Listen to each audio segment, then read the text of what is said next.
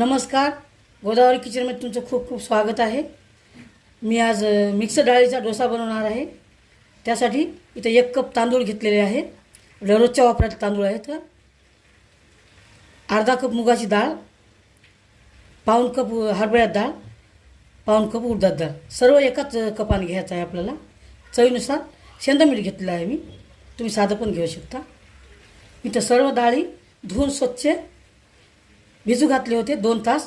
तुम्हाला वेळ असेल तर 3-4 तास भिजू शकता. छान भिजलेली आहे. वजनानं म्हटलं तर सर्व 500 ग्राम आहे ते डाळी तांदूळ. 1 वाटी खोबरं खिसून घेतलं आहे ताजं. खोबरं आणि हे डाळी सर्व मिक्सरला लावून घ्यायचे आहे. इथे 1 मिरची, 1 गाजरीचा तुकडा, 2 काकड्या घेतल्या आहेत. याची हे शेलेबुडं कापून घ्यायची. ह्याची कापून घ्यायची, कडू आहे का बघायची. भिजवलेले डाळ तांदूळ, मिरची, अद्रक आणि खोबरं हे मिक्सरला लावून घ्यायचं आपलं बारीक. डोश्यासोबत लागणारी चटणी बनवून आहे. 1 छोट्या वाटीनं खोबरं खिसून घेतलं आहे ताजं. ताजं नसेल तुम्ही सुकं घेऊ शकता. चवीनुसार शेंदमीठ घेतलं. थोडी अर्धा चमचा साखर, 4-5 लसणाच्या पाकळ्या, अर्धा इंच अद्रक, 3 हिरव्या मिरच्या आणि कोथिंबीर याच्यावर चटणी बनवून घेऊ. चटणी बनवून घेऊया. नारळ चटणी झालेली आहे.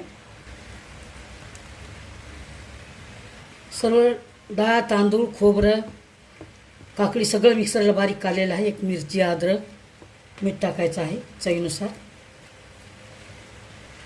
तुम्ही हे डोसे चटणी सकाळी, मुलांची पौष्टिक रेसिपी आहे, सकाळी बनवू शकता नाश्त्यासाठी. छोट्याला मोठ्याला सर्वांना जमते. खूप चविष्ट डोसे होतात हे. छान मिसळून घेऊया.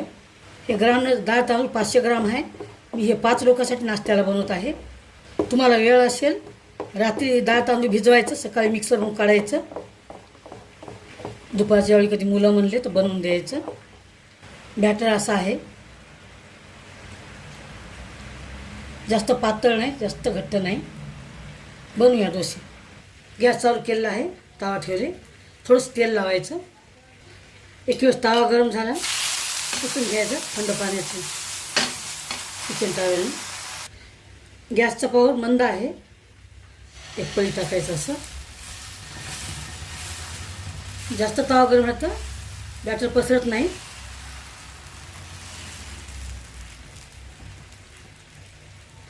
डोसा पसरवल्यावर गॅसचा पॉवर फुल करायचा आहे.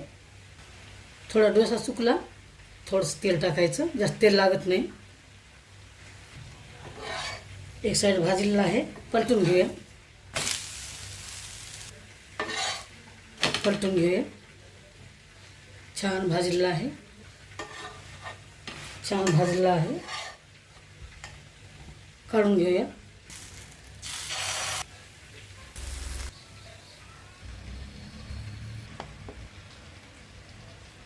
आपली नारळाची चटणी, मिक्सर डाळीचा पौष्टिक डोसा झालेला आहे. नाश्त्याला करून बघा.